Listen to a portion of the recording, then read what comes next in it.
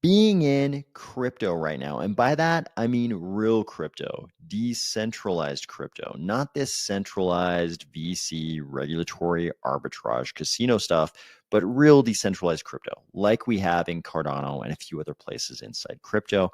It's a lot like this thumbnail. It's like you're in this constant push-up position, and then you see the world walk by, and you're like, hey, world, we're Cardano. We're here to change the world if you'll let us by showing you the power of decentralization. And the world's like, KK, sounds good. Let's have that discussion. But first, just sort of hang out in your push-up position for some indeterminate number of months to prove your worth to me, and then we'll talk about it. That's sort of what it feels like to be in crypto right now. But we've been here before. Crypto's been here before. And the question I think on everybody's mind is it going to be worth it to hang tough once again? Or is this time somehow going to be different?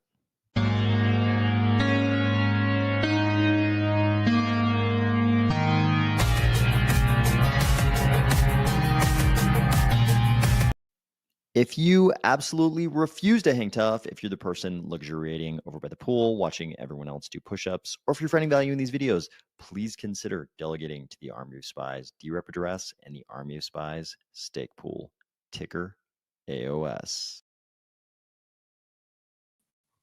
Okay, everyone, thank you. Thank you for joining. Who's here? Looks like Daniil is here. Hopefully he's not correct about that prediction. hopefully the end is always near. I think it's good to remember that the Grim Reaper is always coming, but hopefully it doesn't come for crypto too soon. Jay Marie is here. Liam may or may not be here, but Liam has an important comment that I think foreshadows what we're going to talk about. I want to hear your thoughts on the state of DeFi and Cardano. We're going to talk about that. Some saw brief commentary recently. Saw some brief commentary recently. It's not looking good. I know it's pretty bogus metric, gamed and all, but it's still not great to see in the larger scheme. Maybe all this stuff is passing fads. It is sad, though, that Cardano has never been given a break all these years. Yep. We would like some breaks. I think Rulo 13, already liked the video, so better be a good one. Okay, I'll try not to let you down. Eric Williams, let's go. Thank you for joining. Let's see. Hilldog is here. What's up, Hilldog? Cardano Shepherd is here. Thank you for joining. Cardano Universe, thanks for joining. Giga Moon Boy, that's the Space Force doing a PT test. I'll be doing push-ups to Backstreet, hanging tough. That's right. The 90s. I guess that's going way back. Mark Going is here. Annual Rook is here. Glad to be back. Glad you're here. Malo Blesov is here. Good morning. Thank you for joining from Sweden. So we're going to talk a little bit about DeFi. And we're going to talk about it in the context of, I think the main thing about Cardano is that we chose decentralization first. And today is the kind of day where you see some cracks in the foundations of centralization. And we've all kind of made this long-term bet in Cardano that decentralization is more robust and more resilient than centralization. And that's the central bet in crypto.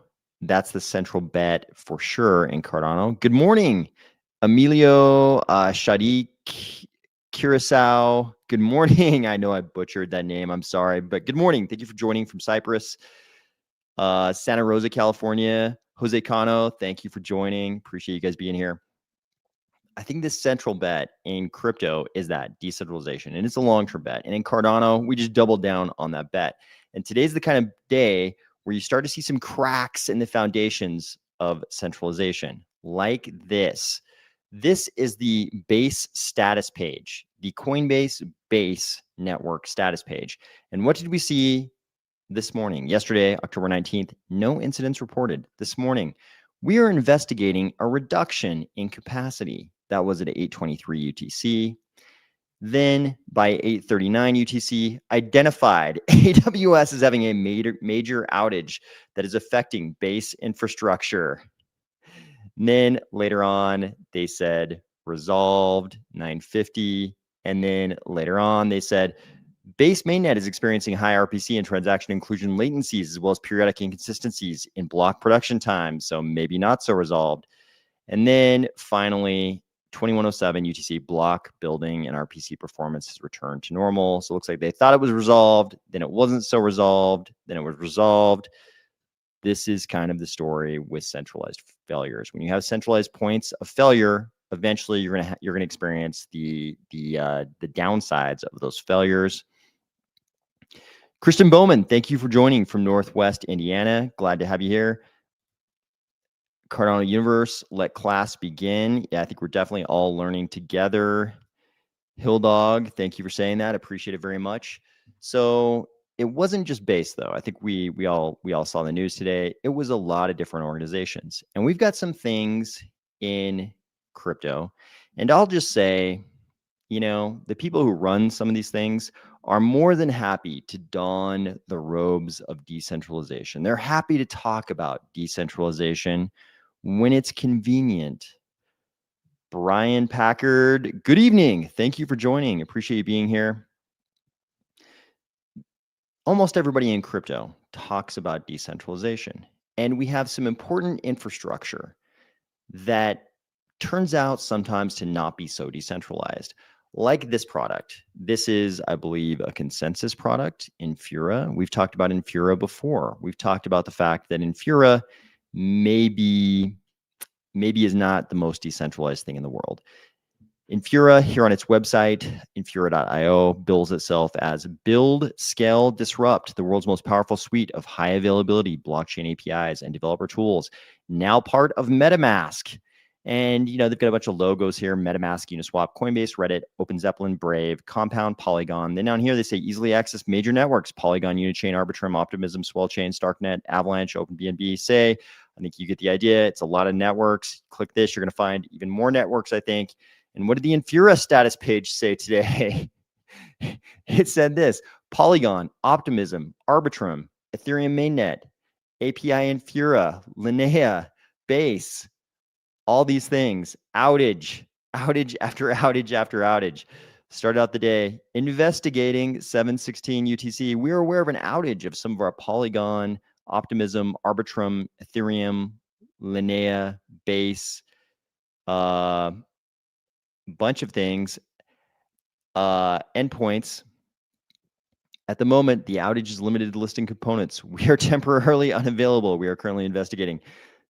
It's a limited. Oh, it's a limited outage. Little they know. By 7:27, again, pretty quickly, just like with Base, the issue has been identified and a fix is being implemented. And then up here, another update, clear up here a little bit later. They cited all these things: Ethereum, Arbitrum, Optimism, Infura, Base, Polygon, Scroll. Infrastructure is experiencing an outage. Customers in the growth and custom tiers with failover enabled will have their traffic forwarded to our infrastructure partners, and they're giving instructions to those customers. A little bit later, we're experiencing a widespread outage. Oh, it's no longer this limited outage. Now it's a widespread outage. And it went about like with Base. A fix has been implemented. The issue has reoccurred due to an ongoing AOS outage. At least by this point, they knew who to blame: AOS. And again, they cite Ethereum, Polygon, Optimism, Arbitrum, Linea, Base, Scroll. I don't know if that's how you pronounce that, Linea. I just don't know. Finally, by 22:26 UTC, a fix has been implemented, and we are monitoring the results. So this is what happens when you have centralized points of failure. So people over here, let's see, Forerunner 93, thank you for joining.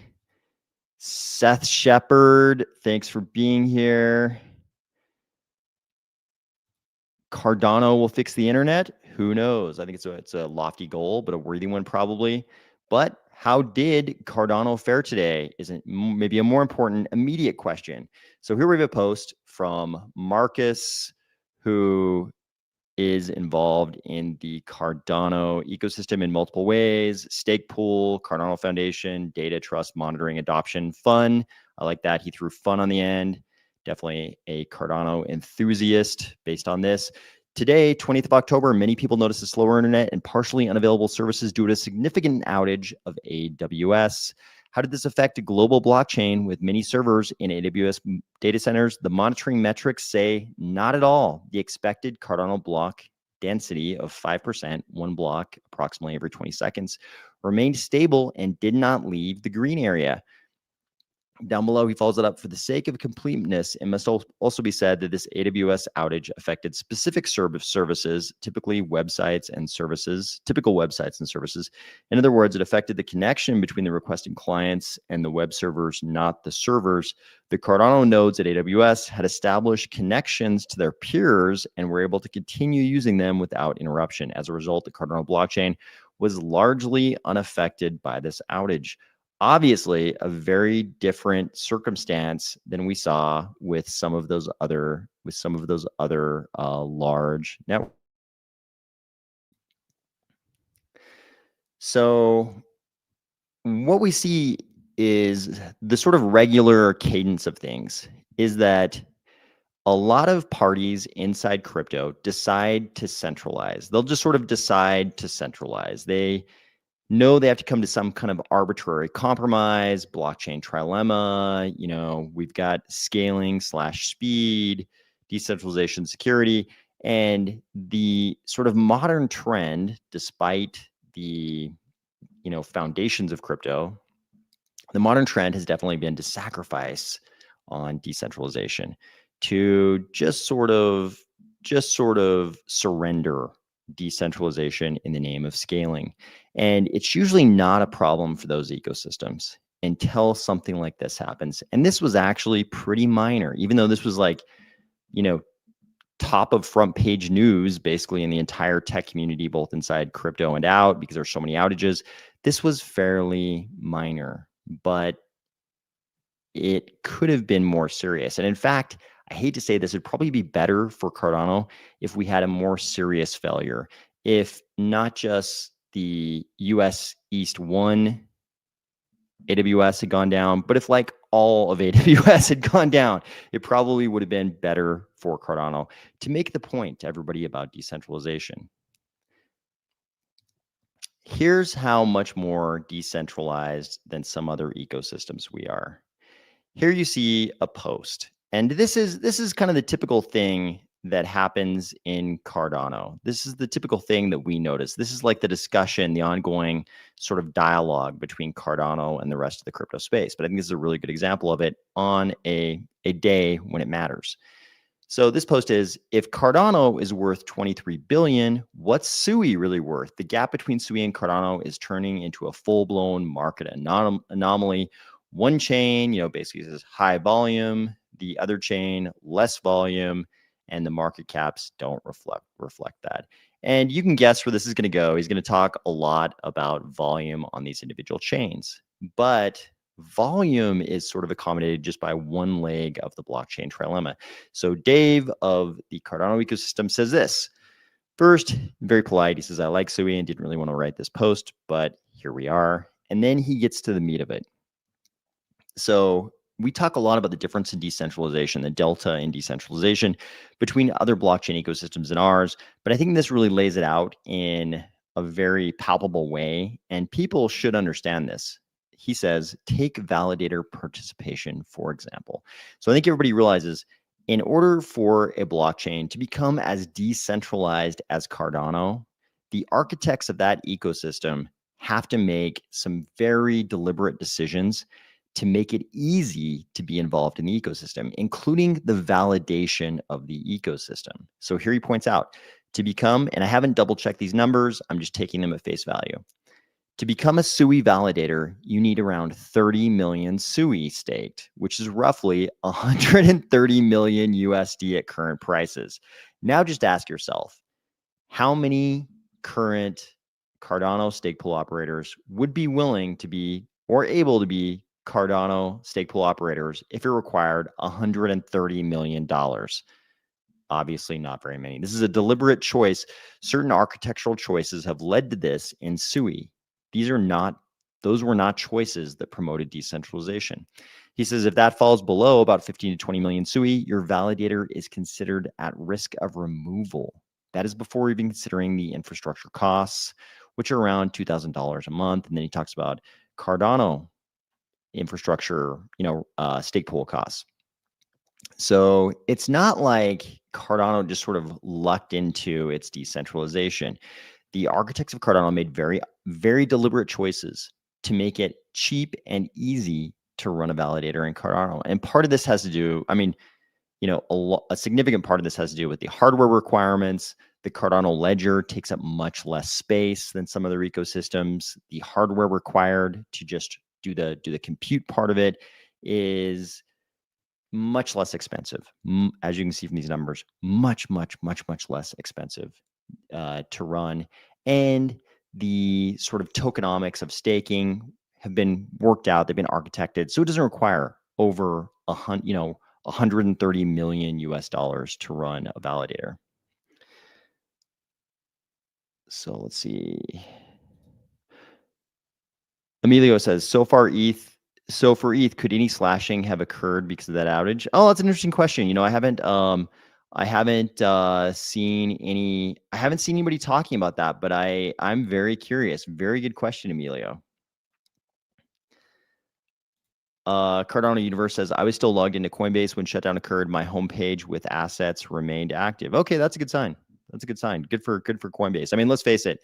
While we're kind of champions of decentralization in Cardano, I would say the vast majority of us still have to use centralized, fiat on-ramps, and Coinbase is a very obvious choice. So it's kind of to our benefit that Coinbase does not go down, even though it's a great example of the value of decentralization.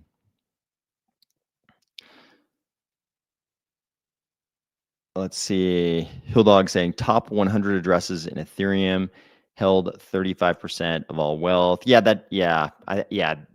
numbers are crazy. The numbers have always been crazy with especially some of the legacy blockchains. The concentration of wealth is so incredible. And I think Wade Robinson and Cardano has integrated saturation points to discourage centralization. Yeah, Cardano could have easily architected staking so there is no saturation point so that stake pools could become as big as possible. I think people who've been around this channel for a long time probably remember the days when the Army of Spies stake pool received a large delegation from a certain party. I won't get into naming anybody, but we received a large delegation from a certain entity, and it saturated us. And everybody from that entity was unavailable to pull back the delegation, which had pushed us into saturation. And for about a week, and I had to beg people to leave the stake pool in order to get us under the saturation point. And actually, we still, to this day, this was quite a while ago, to this day, we haven't recovered. I think we haven't recovered back to the amount of delegation we had before that event happened. But, it'd be easy for Cardano to not have the saturation point architected into our staking system. And, stake pool operators probably be happy because then they can get as big as possible and still claim to be single pool operators. But it wouldn't discourage centralization, the exact point you made, Wade Robinson. So I think that's this is one of those deliberate choices, probably one of the most important deliberate choices the architects of Cardano made that a lot of other blockchain ecosystems did not, because they wanted to encourage speed and scaling. They wanted to sacrifice decentralization. Omar Wright, my pleasure. I hope some people heard that and went and grabbed their midnight before they were out of time. I hope that helps some people. Mission Zambia, thank you for joining once again. Appreciate you being here.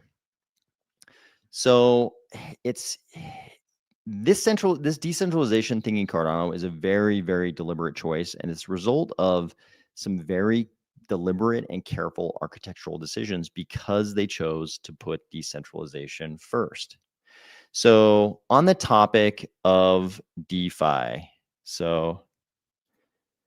thanks, Wade Robinson. I appreciate you saying that. Yeah, it was very tempting. Actually, I had people writing me messages when that happened, when that delegation pushed us into saturation. I had people sending me messages begging me to start another stake pool so that they didn't have to move to a different stake pool operator. But that would have meant we were no longer a single pool operator, which is does not promote decentralization. So we didn't do it. But I appreciate you saying that. Small SPOs have been crying for higher K parameters for ages. Yeah, I think most people know I was very involved in that period when the big polls were going on about what the staking parameters should be, and all the stake pools were sort of weighing in. And I really pushed people in the direction that I thought promoted decentralization the most. But we'll see where we end up. I think it's Cardano, and we govern ourselves. We have full liberty. We are governing ourselves. So we'll see where we actually end up. But let's go back. So let's go back now to that decentralization question that Liam brought up.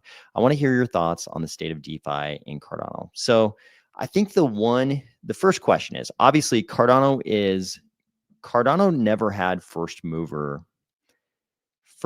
advantage in DeFi. We were not first. Ethereum was first. And then Solana did it better. How did Solana do it better? The same way they did everything better than Ethereum. They chose speed, scaling, capacity over things like decentralization.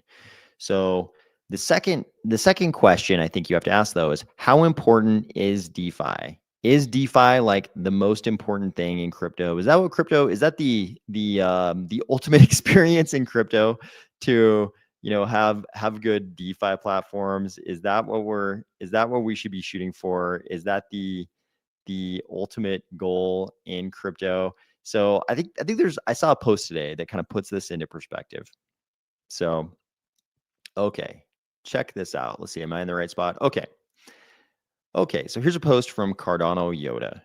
He says, on Cardano, the number of daily users and volume is low in comparison with other chains. This is exactly, what Liam's pointing out here. And this is like literally the most discussed thing in Cardano right now. He points out the number of crypto holders is estimated at 600 million. The total number of DeFi users is nearly 300 million, but the monthly average of DeFi users is estimated to be 10 to 20 million. For context, it's estimated that ChatGPT will use 100 to 200 million users daily. DeFi is still in its infancy.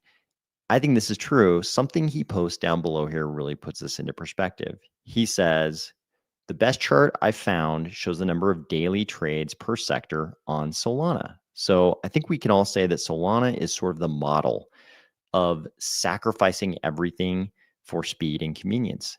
But look at these numbers. He says, take a look at the raw numbers for the last 14 days. And this post is today. If we come down here, you can see October 20th.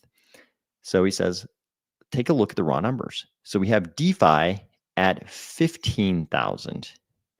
DePIN and AI, decentralized physical infrastructure, and artificial intelligence at 300. So DeFi certainly dwarfs that. But then look above it. Stable 70K, memes 700K. Think about that. DeFi 15K, memes 700K. This use of DeFi is something, but it's not really that meaningful when you look at the amount of memes volume, 700K versus 15K. I think we become pretty focused on DeFi just because it's DeFi was sort of the big trend. We've had these trends in crypto, and you could argue that ICOs were a big trend, and then it was like we had that big DeFi summer, and DeFi was a big trend, and then NFTs were a big trend, and then meme coins were a big trend. But currently, on the blockchain that I think a lot of other blockchains are trying to emulate and comparing themselves to, certainly Cardano seems to be fond of comparing itself to Solana in terms of volume. Solana seems to be the blockchain that everyone wants to emulate. the DeFi numbers aren't even that meaningful compared to the amount of memes volume they're doing. So you have to ask yourself, okay, like obviously DeFi is a much older trend than meme coins. Meme coins were kind of the trend of this cycle. DeFi wasn't even the trend of the last cycle. NFTs were. It was the trend of the cycle before that. So NFTs, have died. DeFi isn't even that meaningful compared to memes. Next cycle, I can only expect that memes will be also less meaningful compared to what's next. So I think the question at this point, we're very, very far behind on DeFi. And certainly it's good to have DeFi. I'm always in favor of decentralization over centralization. So if you're going to be swapping coins, making loans, any of the things people love to do on DeFi platforms, I think we'd all rather be done on a decentralized basis. But you have to ask the question, is this a trend that's going to be as important in the next cycle as whatever comes next? Whatever is the next, NFT, meme coin, whatever comes next. We might have another trend that makes meme coins look less meaningful, just like DeFi. Maybe the key is to look at the next thing. Of course, we should do whatever we can on the DeFi front, but Cardano's strengths probably lie elsewhere. We haven't exactly excelled at the DeFi thing. Not saying we couldn't. There's probably a lot of things we could do, but I don't know if that's where we're going to get the most bang for the buck. I don't know if DeFi is where we're going to get the most bang for the buck because it's not even where Solana is getting the most bang for the buck. Okay. Jordan for America, thank you for joining. Appreciate it. Let's see. CEO of Bitcoin IRA. I don't even know who that is. Gave a good insight into next 6 months for crypto on Pompliano podcast today. Pomp is he's a good promoter. He's a good personality. I'll put it that way. I don't know who the Bitcoin IRA CEO is, but I'll check that out if I can find it. What do you think about Strike Finance on Cardano? I don't have any particular thoughts. I don't like I was just saying, I don't know if DeFi is where Cardano's going to shine. I don't know if that's where we're going to get the most bang for our buck. Wade Robinson says, I expect DeFi will fade into background as RWAs take center stage. Now we're talking. Wade Robinson, thank you. Maybe DeFi will be basically arbitrage in background between real world dApps. DeFi only for degen investors ultimately. To be honest, Wade, this is where I think things are going. I think DeFi is always going to be there. It'll be necessary. And like I said, all the things we do in DeFi, if you're going to be doing those things, better to be doing them on a decentralized basis than a centralized basis. But, is it a trend? It's one of those crypto trends that we were very, very focused on for a certain amount of time. And just like NFTs continue to exist, just like, meme coins. I remember when Dogecoin first launched, it was this gigantic novel thing. They had the cute little video, with the Shiba and, a very catchy, weird song. And it was very charming, the whole thing. The idea of a meme coin was very, very interesting. And then we heard nothing about meme coins until this cycle. Meme coins were basically in the background. I think Wade put it very well. Meme coins faded into the background. And then they came back this cycle. Huge, as you can see from this volume, very huge. Will DeFi do the same thing? I think it already has. Will we need it? Basically in the background between dApps related to RWA things. Yeah, we'll probably always need DeFi, just like there will always be NFTs, just like there will always be meme coins. But do I think we can do something? Do I think Cardano can shine more with some other things? Will we get the most bang for our buck with some other things? Like maybe it's RWAs, maybe it's privacy, maybe, Midnight and Cardano together, maybe the privacy thing is the next big trend. Maybe it's RWAs, maybe it's some combination of those, maybe. But I think probably Cardano's best bet are things like these. And DeFi, I'm very thankful for all the DeFi platforms we have and the immense amount of work that's been put into them. I hope they always exist. I hope nothing happens to them. But Cardano might get the most bang for its buck by focusing on things that are going to be maybe more important in the next cycle. Maybe that's RWAs. Okay. Let's see.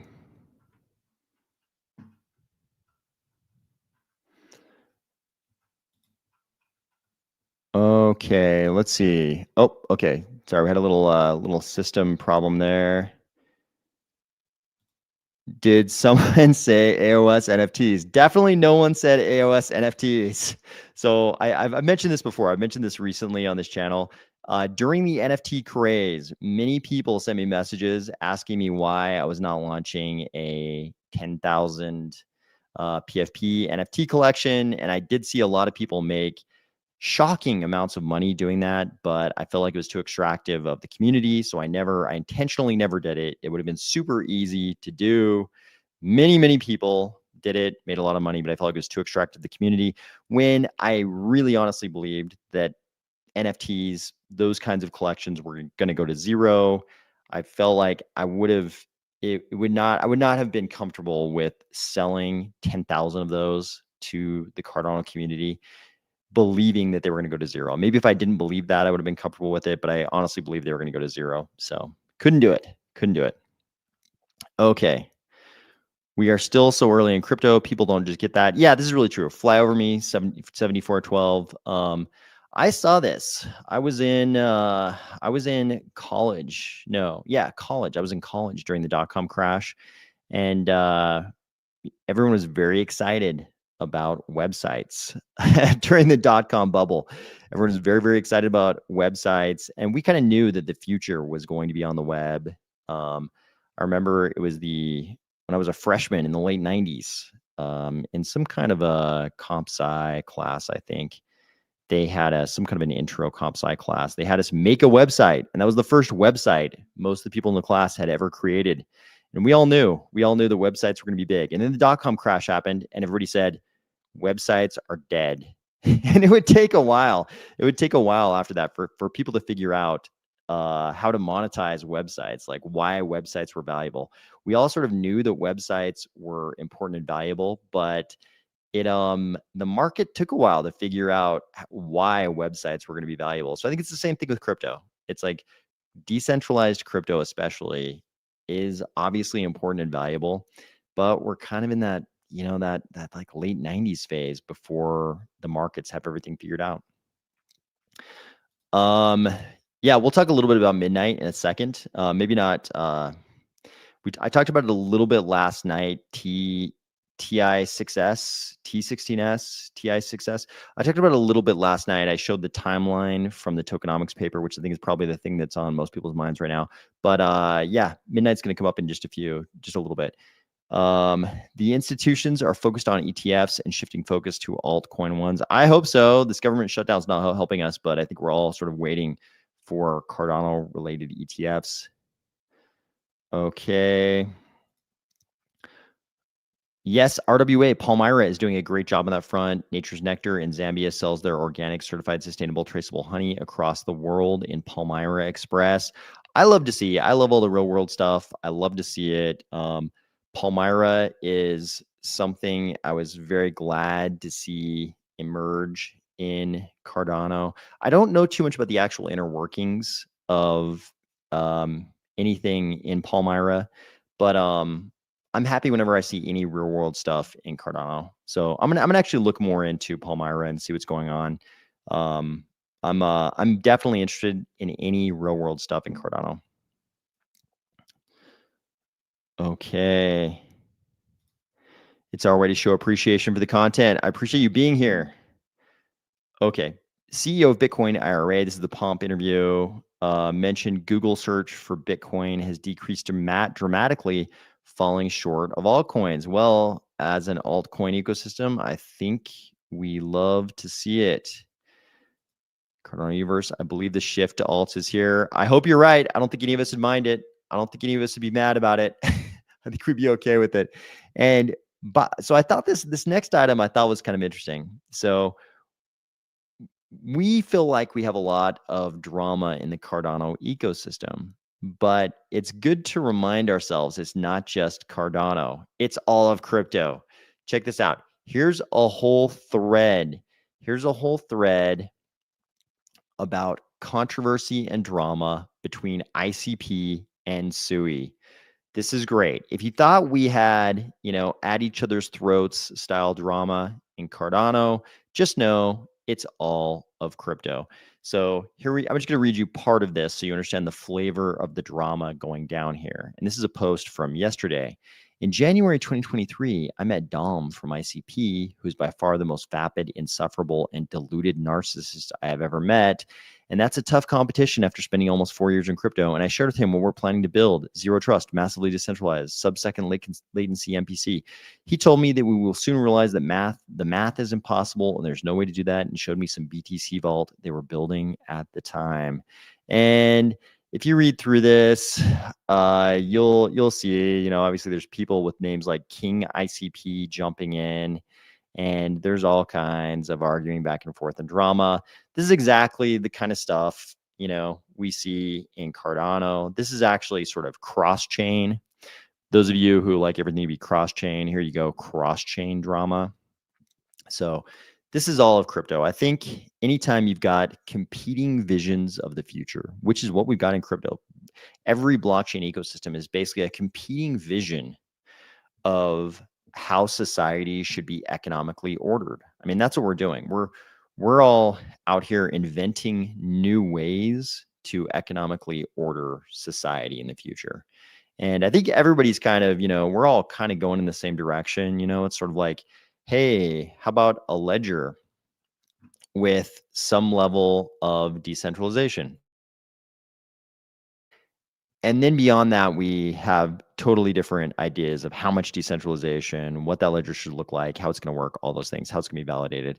But we're all kind of going in the same direction. But because we have these slight differences and there's money involved, there's going to be drama.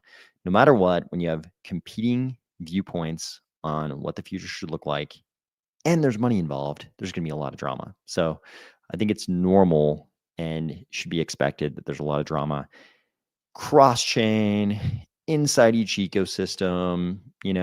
That's just the way the world's going to be. Here's something kind of interesting, and this is actually a little bit scary. I'll explain why this next thing is a little bit scary. So some of you might have seen this. This says, the rumors are true. We bought the NFT. Up Only TV is back. And if you read what this image says, let's see if I can blow this up. Okay, here you go. The holder, okay, this is Up Only admission, 1 season of Up Only TV. The holder of this admission ticket can compel Kobe and Ledger. If you don't know these guys, Up Only is their show. They're the host of the show. This is 2 people, Kobe and Ledger, very, very big followings inside crypto. The holder of this admission ticket can compel Kobe and Ledger status into performing like monkeys 8 episodes of Up Only TV. So we're talking about 8 episodes. It does not convey any sponsorship rights, and we are allowed to call you idiots for buying it or ignore you completely with 0 mentions of your existence during our 8-episode season. We get to pick the guests, but if we like you, then we might ask for some suggestions. So they didn't do a great job selling it. But Brian Armstrong says, the rumors are true. We bought this NFT, and he's obviously exercising what the NFT was advertising, that he can compel Kobe and Ledger to bring back Up Only TV. So this isn't the wildly entertaining part. So Kobe says, sir, you should fire whoever approved this. And then he has like the death skull emoji. Brian Armstrong says, don't spend it all at once. So the question is, how much was this NFT, right? And you imagine like, oh, it's probably some amount. So down here, we have all these comments. 25 million for 8 podcast episodes. Congrats, Kobe and Ledger, you absolute legends. 25 million for an NFT. This is the top signal we were all looking for. The Bears won. Let's pack it up. See you all in 4 years. Only 25% of a Joe Rogan on Spotify deal. So cheap. Goodbye. Imagine getting paid 25 million for 8 podcast episodes. So I don't know how truthful this is. I don't know if this is actually true.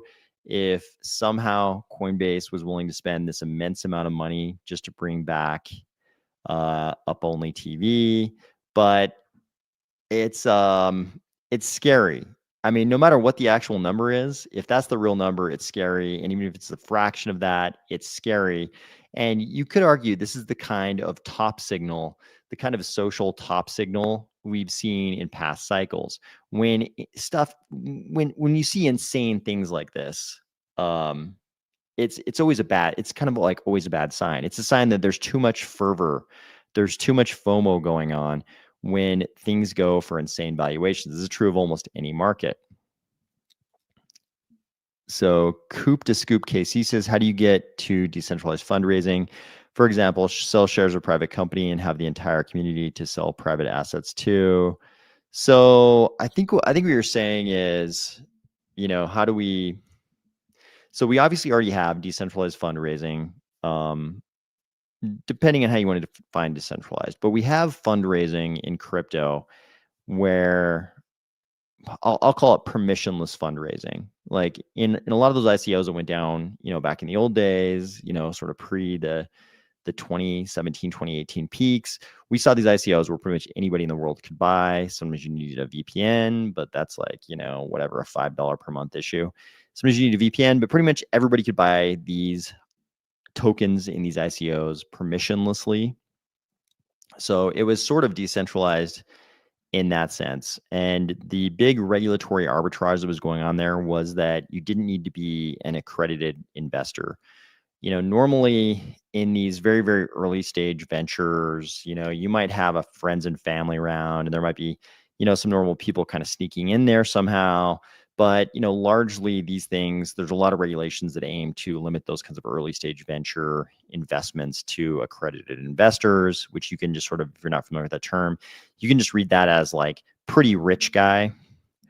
And the magic of the ICO was this regulatory arbitrage where it was crypto, so they just didn't abide by any of those regulations, and anybody in the world could buy into those ICOs.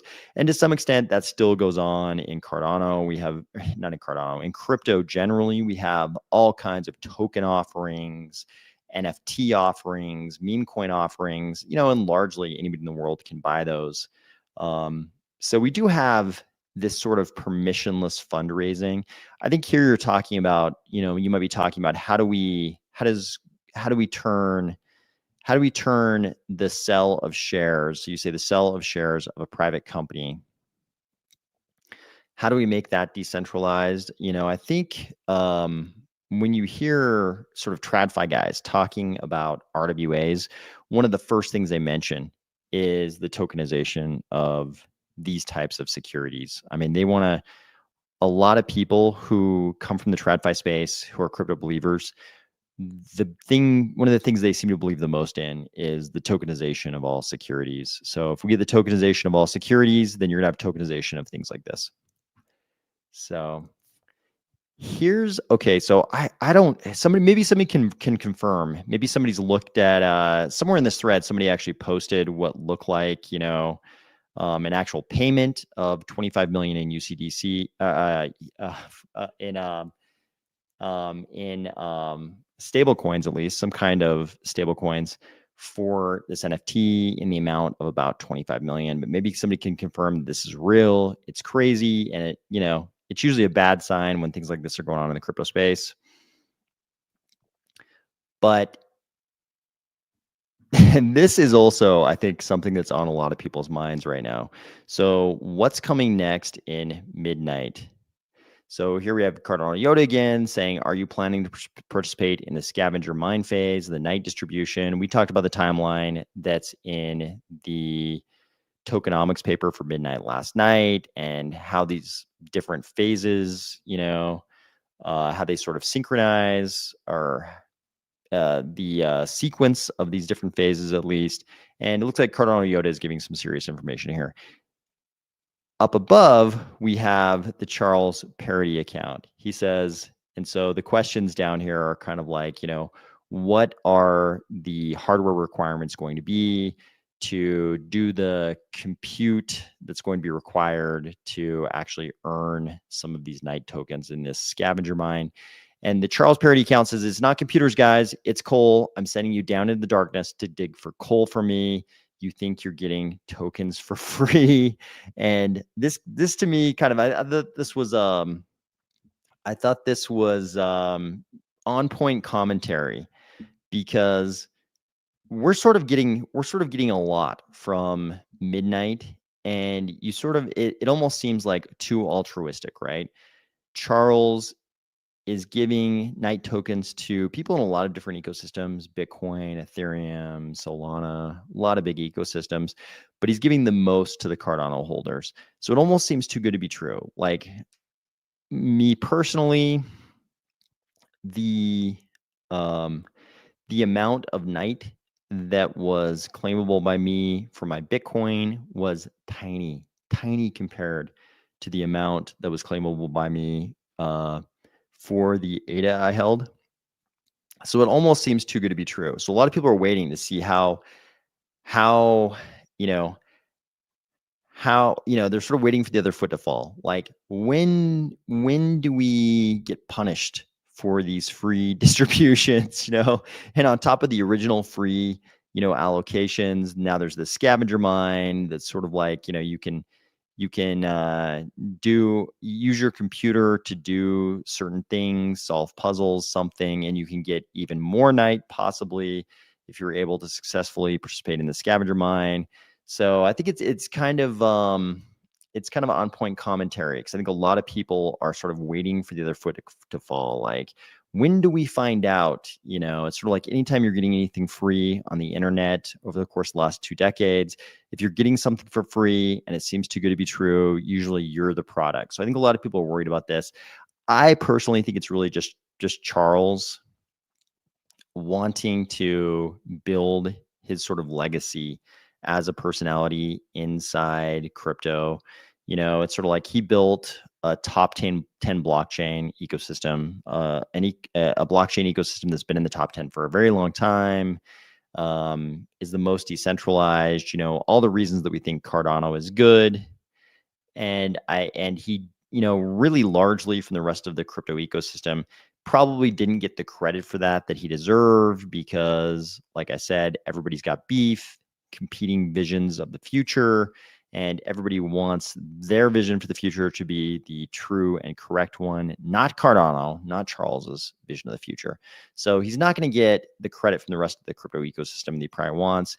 And so I think, this like seemingly altruistic, sort of distribution of assets to all of us in the Cardano ecosystem, I think it's really just him trying to build his legacy, doing what he thinks is good for Cardano and the Midnight network. And obviously, you've got to achieve a certain level of decentralization in Midnight, and you don't want to fall afoul of the security laws, and you want to match whatever regulation comes in with like a market structure bill. So it's convenient for a lot of reasons, but I'm not really waiting for the other foot to fall. I think I kind of take Charles at his word when he says, "Hey, I'm giving you guys a bunch of night tokens. What more do you want?"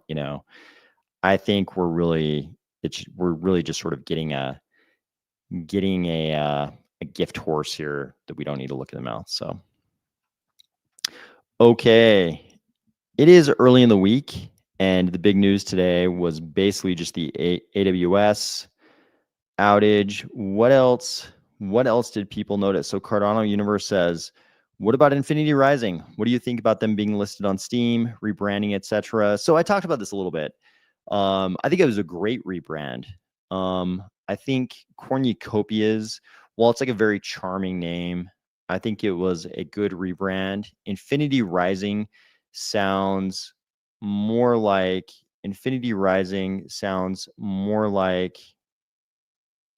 a good oops, remove that first. Let's see. Trictano saying that's Midnight. Okay, I'm not sure I understand what you're talking about. So I think Infinity Rising sounds more like the type of video game that cornucopias has become. I remember the very early days when Rob was showing sort of like Rob did this video when he was first, the very first time we all heard about cornucopias. And Rob had this kind of like, I remember there was some kind of a graphic or something that was kind of looked like 1980s Frogger. And, there were some like um, very sort of young ideas about what it could be. It's changed so much since then. I think Daniil has it right. More sci-fi. Infinity Rising sounds like sort of a sci-fi shooter type game. And, we've obviously got there are aliens and the humans have fled Earth, and these sort of islands in the sky have become Truck Tunnel says midnight policy is this. Okay, I don't know. Yeah, I don't see anything about the midnight policy on the screen. So, but yeah, if you're curious what the midnight policy is, Truck Tunnel says it's this.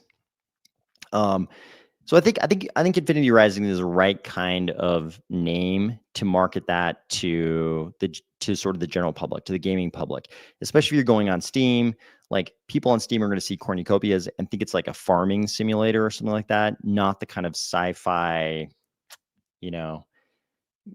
sort of game that it is. But it's kind of like it sort of is this it sort of has these two different aspects to it. There's sort of like all the stuff that's going on in cornucopias, like these islands in the sky that the humans are now living on are still going to be called cornucopias, cornucopias. But you've also got this thing where there are aliens apparently, and they're kind of attacking these islands in the sky, and guns. There are, there's some kind of a shooter aspect to the game. So we'll see. I think it was a good rebrand. I'm curious to see what it actually looks like when we actually see the game launch. Okay, Wade Robinson says airdrops at least once a year. Gamified mining for each one really encourages engagement and anticipation. I agree. I think there's like some good sort of psychological planning going on with these. If we see a midnight partner chain dropping every single year, and it sort of all happens like this glacier drop. Everybody has to go in and claim their airdrop. Then there's a scavenger mine where people are actively participating. People are, sort of competing to get as much of the token as possible. And then because of the glacier drop, everybody gets their claimable tokens in these 25% tranches. I think this is pretty good psychological planning. Wade Robinson describes it as gamified mining. Could happen in Infinity Rising someday. Portal to Quantum Husky. Yeah, I mean, I think these kinds of really big projects in Cardano are still pretty young. Like, definitely, I think we can say that Infinity Rising is by far, by a long ways, it's the biggest gaming project in Cardano. And yeah, I think down the road, because the sort of the bond between everybody in the Cardano ecosystem is so strong, maybe we could see, some collaboration between these kind of projects, something like that. Woke Upify. Morning. Good morning. Thank you for joining from Sweden. So let's see. Cardano Universe points out Illuvium token reached 2,000 in 2021. Yeah, I mean, I think it's kind of insane the way the pricing of assets in crypto is exactly the same as any kind of asset that's ever been subject to a bubble. Cardano Universe says gaming tokens are popular. Yeah, I mean, honestly, the sort of gaming use case for crypto has been one of the ones that's always made the most sense to me, because people in gaming are already sort of technophilic. Like we know they're already inclined towards technology, and crypto as a currency makes so much more sense for games than fiat ever could. I mean, what about connecting your Chase bank account to a gaming platform sounds consistent with, the things you experience in gaming. Like connecting your fiat bank account is like the most corporate thing ever. And a lot of gaming is sort of like exuding the opposite of that. It's like you're running around with guns, shooting aliens. The last thing you want to think about is how to, like the routing number to your Chase account so you can connect it to, you know, alien sci-fi shooter game. So I mean, I think gaming tokens kind of have always been one of the things that make the most sense. I've always argued also that like the reason AI is important to crypto and vice versa is that AI, because it's logical most of the time, would choose crypto to pay each other. Like AI agents would pay each other in crypto if they were being logical. And I think the same thing is kind of true in gaming. It's like, why would you dip back into the physical world when what you're doing is like a purely digital world kind of thing? So I think that's about all the news from today. Is there anything else that anybody thinks we should discuss? It's early in the week, and I think this week everybody's still sort of like reeling from the big flash crash, and then today we had you know basically an AWS crash. The markets got rugged, and then AWS rugged us to some extent today. Everybody's kind of reeling from that. Was there anything else anybody thought we should discuss today? If not, I think it was kind of a slow news day. Besides, I think the AWS stuff sort of pushed everybody into a little bit of lethargy today. So there wasn't a whole lot going on. But I hope everybody had a great weekend. And I hope everybody's looking forward to a great week. And I'll be back tomorrow. Hopefully, I have more good news tomorrow. As always, fingers crossed for good news, specifically for Cardano. And I'll talk to you soon.